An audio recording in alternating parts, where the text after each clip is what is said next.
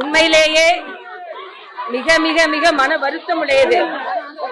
இந்த கேள்வி கேட்ட நேரத்தில் இருந்து நான் நிலை குலைந்து போயிருக்கிறேன்.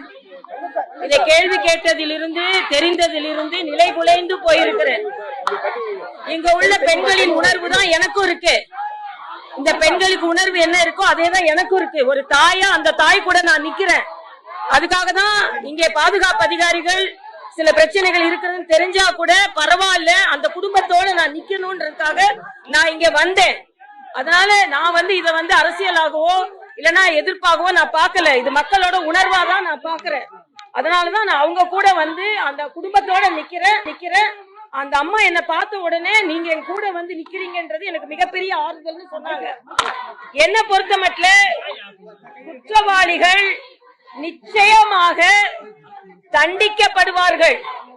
எந்தவித சலுகையும் கிடையாது. இதுல இன்னும் சொல்ல போனா நான் இன்னைக்கே அரசாங்கத்திட்ட வேகமாக special court, fast track court அமைத்து உடனே ஒரு வாரத்திற்குள்ள அந்த குழந்தைக்கு நீதி கிடைக்கிறதுக்கான ஏற்பாடு நான் செய்ய போறேன்.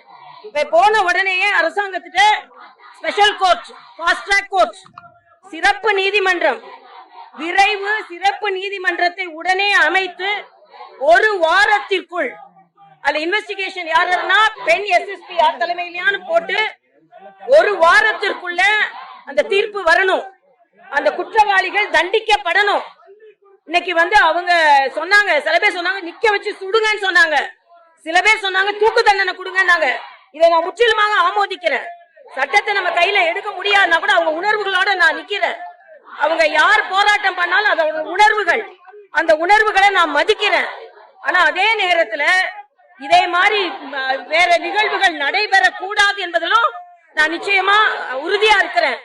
இன்னும் சொல்ல போனா ஏற்கனவே நாம போதைப் பொருட்கள் இங்க நடமாட இருக்கக்கூடாதுன்னு இரும்பு கரம் கொண்டு அடக்கி கொண்டு இருக்கிறோம்.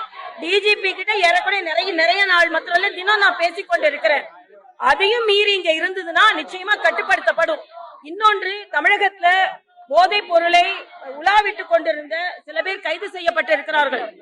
அவர்களுக்கு துணை புரிந்து கொண்டிருப்பவர்கள் புதுச்சேரியில் சில பேர் இருக்கிறார்கள் என்று தகவல் வந்திருக்கிறது.